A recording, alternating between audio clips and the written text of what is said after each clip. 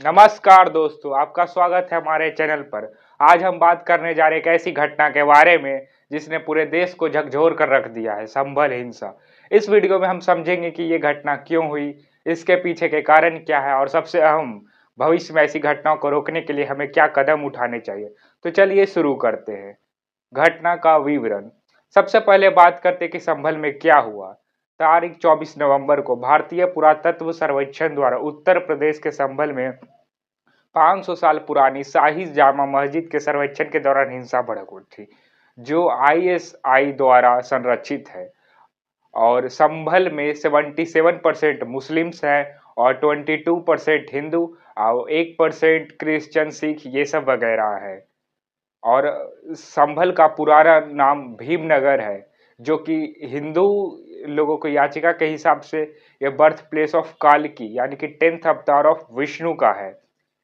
और ये जब हिंसा भड़क उठी, इस घटना में 5 लोगों की मौत हुई, कई लोग घायल हुए और संपत्तियों का भारी नुकसान पहुंचा। खबरों के मुताबिक ये हिंसा दो समूहों के बीच झड़प या पुलिस की भूमिका या सांप्रदायिक तनाव के कारण हुई। लेकिन सवाल ये उठता है कि ये हिंसा क्यों हुई। आइए इसके पीछे की वजह को गहराई से समझते हैं। संभल हिंसा के कारण। किसी भी हिंसा के पीछे कई वजहें होती है और संभल हिंसा के मामले में भी कुछ प्रमुख कारण सामने आए हैं। पहला, सांप्रदायिक तनाव। पिछले कुछ समय से इलाकों में धार्मिक समूहों के बीच तनाव बढ़ रहा था, जैसे कि अफवाहें, धार्मिक कार्यक्रम या बयानबाजी के कारण तनाव। दूसरा, आर्थिक और सामाजिक असमानता। संभल जैसे क्षेत्रों में गरीबी और बेरोजगारी जैसी समस्याएं भी लोगों के गुस्से और असंतोष को बढ़ावा देती है, क्योंकि यहाँ पे लोग बेरोजगार रहते हैं। तीसरा, राजनीति हस्तक्षेप। कई बार ऐसे मामलों में राजनीति भी बड़ी भूमिका निभाती है। स्थानीय नेताओं के बयानबाजी और राजनीति से जुड़ी घटनाओं इस तनाव को और बढ़ा सकती है। ये सबसे खतरनाक पॉइंट है, राजनीति। जब तक कोई पॉलिटिकल पार्टी इस हिंसा में नहीं भड़क आएगी, तब तक कोई भी हिंसा नहीं होता है। हिंसा का प्रभाव। इस हिंसा का प्रभाव सिर्फ उन्हीं लोगों तक सीमित नहीं है जो इसमें सीधे तौर पर शामिल थे। इसका असर पूरे समाज पर पड़ता है। पहला, मानव जीवन का नुकसान। हिंसा में निर्दोष लोग की जान चली जाती है, परिवार तबाह हो जाते हैं, पता नहीं कि ना जाने कितने की मौतें होती है। दूसरा, सामाजिक ताना वाना कमजोर। ऐसी घटनाएं समाज के आपसी रिश्तों को बिगाड़ देती है। लोग एक दूसरे पर भरोसा करना छोड़ देते हैं। तो हमें हिंदू हो या मुसलमान हो, सबको भाई भाई की तरह रहना चाहिए। तीसरा, आर्थिक नुकसान। संपत्ति का नुकसान, व्यापार में रुकावट और इलाके की बदनामी से अधिक संकट गहरा जाता है। तो हमें कभी भी हिंसा को प्रमोट नहीं करना चाहिए। समाधान और आगे का रास्ता। तो सवाल है कि ऐसी घटनाओं को कैसे रोका जाए। यहाँ कुछ जरूरी कदम है जो हमें उठाने चाहिए। पहला, सांप्रदायिक सौहार्द को बढ़ावा देना। स्थानीय समुदायों के बीच संवाद और मेलजोल बढ़ाने के लिए कार्यक्रम आयोजित किए जाने चाहिए। दूसरा, शिक्षा और जागरूकता।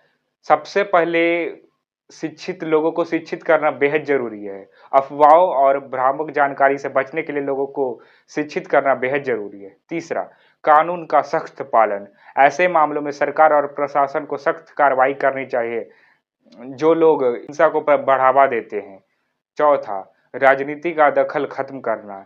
अगर राजनीति का दखल खत्म हो तो हिंसा होगी ही नहीं। हमेशा राजनेता लोग ही हिंसा कराते हैं। स्थानीय नेताओं को ऐसे मामलों में राजनीति करने से रोका जाना चाहिए। समाज के हित राजनीति से ऊपर होना चाहिए। ऐसे मामलों में राजनेता को भी जेल होना चाहिए। निष्कर्ष, संभल हिंसा जैसी घटना हमारे समाज को तोड़ती है, ये हमारे भाईचारे को तोड़ती है, लेकिन हमें इन्हें रोकने के लिए एकजुट होकर काम करना होगा। आप इस मुद्दे पर क्या सोचते हैं, नीचे कमेंट्स में अपनी राय जरूर दें। और हाँ, हमें हिंदू हो, मुसलमान हो, सिख हो, ईसाई हो, हम सबको मिलकर एक साथ रहना होगा। और अगर ये वीडियो आपको पसंद आया हो तो इसको लाइक करें, शेयर करें और हमारे चैनल को सब्सक्राइब करना ना भूलें। अगली बार मिलते एक नई और महत्वपूर्ण चर्चा के साथ। क्या देश 2047 तक विकसित राष्ट्र बन पाएगा? हमारे मोदी जी का सपना है कि हमारा देश विकसित हो और हम लोग ये सब फालतू की घटना पे ध्यान दे रहे हैं। तो हमें अगर हमारे देश को विकसित करना होगा तो हमें ना बिजनेस पे ध्यान देना होगा, ना कि ये सब फालतू की घटना पे। तब तक के लिए सुरक्षित रहे और शांति बनाए रखें। धन्यवाद। नोट वीडियो में सांप्रदायिक सद्भाव को बढ़ावा देने वाले संदेशों पर जोर दे और संवेदनशील विषयों पर निष्पक्षता बनाए रखें।